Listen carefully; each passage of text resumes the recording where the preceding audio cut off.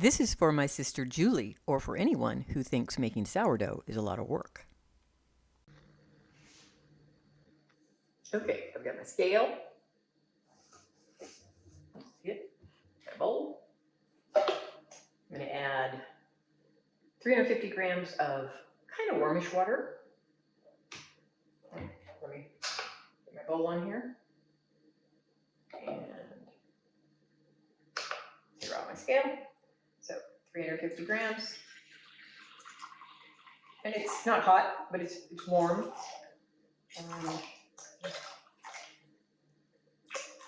And I'm not like super picky, just around. Okay, 352, close enough. And then I pull my starter straight out of the fridge, and I fed it before I put it in the fridge. I feed it usually when I make my bread. So I'm going to put about 100 grams of starter in. And I could have carried my scale again, but that's a little more than 100 grams. And then that's how much I have left. And since it's a fair amount, I'm going to just throw it back in the fridge. I'm not even gonna feed it. Oops. Okay, and then I just mix it up.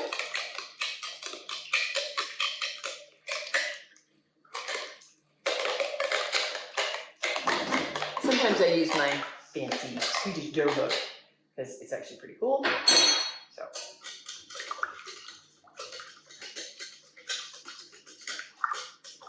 So I just want to get it pretty well mixed, and then I'm gonna tear my scale. I'm gonna grab my flour. And I use all-purpose flour. Sometimes I add, I do some of my fresh ground. Sometimes I don't. Today I'm not. So now I'm going to add 500 grams of flour. So try that again. So 500 grams for one loaf, 1,000 grams for 2 loaves.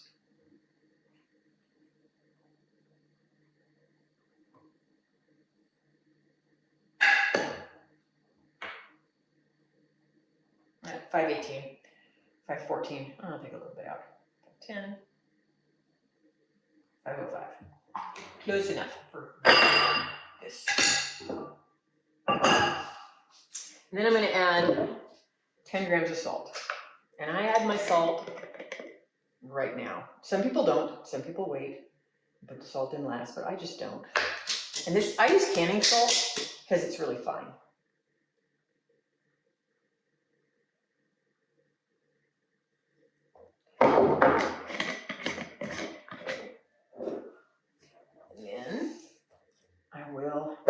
And that's it. That's all I put in it. And then I'll just mix this together and get it to the point that it's not dry. And I start out with the dough hook, but because I do not like my hands to get all glued, it's just a me thing. I switch to a little spatula thing, and I just love it. I think I bought it a long time ago before I was making sourdough because I thought it was kind of cool, and I use it all the time. So I just kind of bring that off.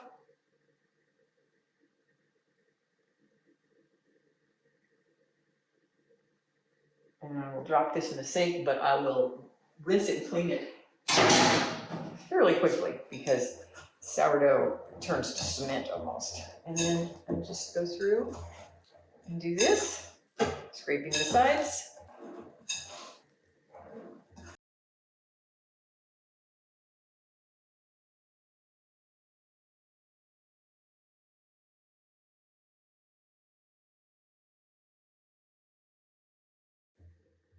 All right.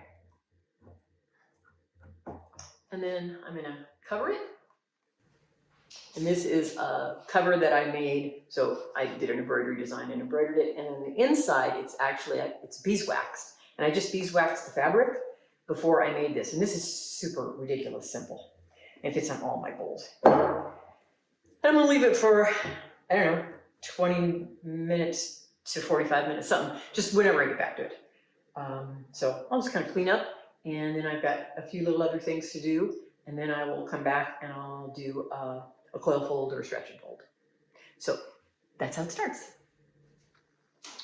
Okay, I don't actually know how long it's been because I was doing other things. Oh, I see my cows. I can see my cows out the back door. So now I'm just gonna take a look at it and see if it has any spots that are kind of dry, which I see a few. And I'm just gonna do that a little bit, scrape the bowl, and then I'm gonna, I don't know, I'll just kind of look at it, and I want it to be smooth as possible, and it is getting there. So now I'm going to, done with this now, so now I'm gonna wet my hands, and I'm gonna give it a little fold, and everything is different. My hands are clean. So I really kind of like a coil fold, which you just lift it up and I kind of shake it and set it back down, and then I turn it and then I kind of shake it and I just tuck it back. The most common, I think, that people do is, I have to wet my hands again because it's very sticky right now. Right now, the most common things people do is a stretch and fold, just like that. But I don't know, I've decided I kind of like the coil folds. I think they're more gentle, but I can feel that it's well mixed. And I'm going to do a couple of coil folds because I like them. They make it smoother on top, and I think that's what I like about it because I'm all about texture. And that's all. And then I'm just going to let it sit for, I don't know, an hour, 2 hours, whatever I think of it. I got other things to do, so I will just come back to it and then come back to it. So I'm just going to cover it.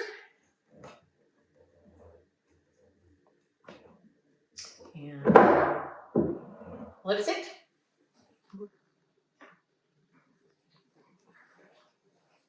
Okay, it's starting to look smooth. So I'll give it another wet hands again. And I'll do a couple more folds.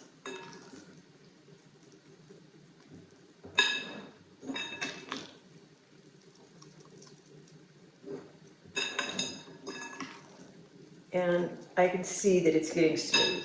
And that's what I'm looking for. And it'll start getting elastic, and everybody talks about window pane and all that kind of stuff. I don't even do that. I just do this a few times. And it starts looking smooth. And it doesn't go down super easy. It doesn't stretch down. Then I call that good. All right, that's good. I'll leave it, and it's not nearly as sticky already. It really just a little bit tiny difference. I don't know how long it's been. I think it's been, I don't know, maybe an hour and a half since I started it. I don't remember when I started it because I didn't look. But this is the way I do it. I don't pay very much attention to time. I just do it when I think of it, when I have time. So I will probably come back at some point in an hour or something, or maybe 2, and I'll do another, a little bit of coil folding, and then that'll be it for me, and then I just let it rise. All right, about 2 o'clock.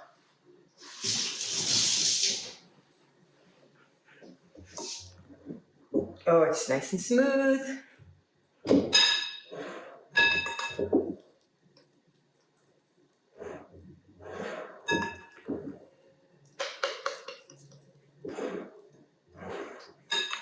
And starting to see a few bubbles. And it's not very sticky.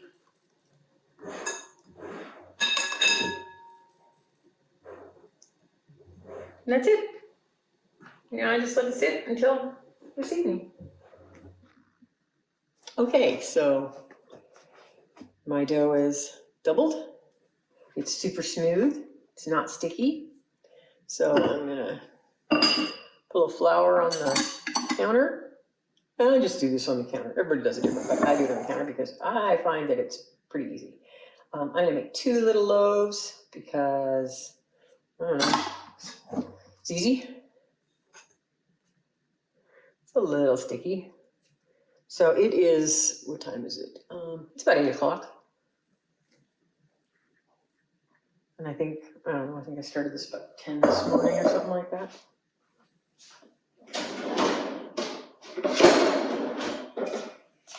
And then I'm just going to cut this in half.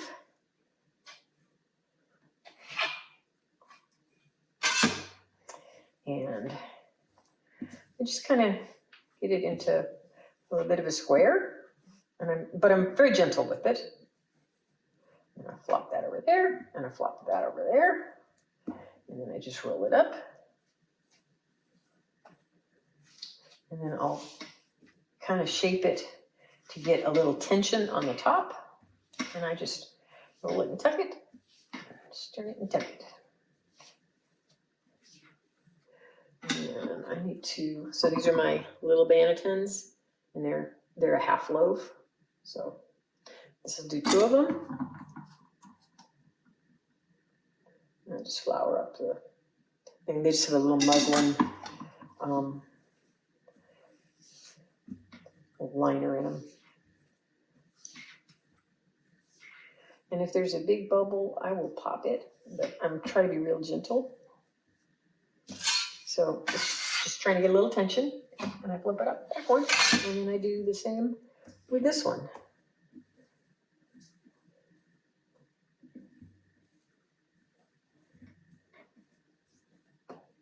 Flip it over, leave it over, roll it up.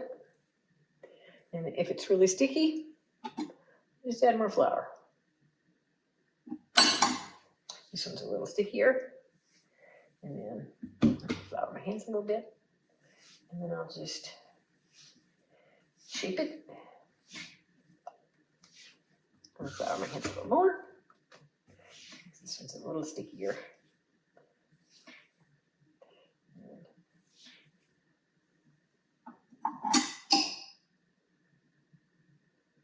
Just a little bit. So nothing fancy. A lot of people don't do it this way. They just like squeeze it together, but I've got a big bubble there. I'm gonna release that one there so I can make sure I got a little bit of tension on it. And you can see it's a little sticky, but not bad. And then upside down. And then I just put it in a plastic bag. Sometimes I use a grocery bag. Sometimes I use I buy these bags for produce because I have a lot of produce. And super easy. And then I'll just throw them in the fridge. And I'll bake one of them tomorrow.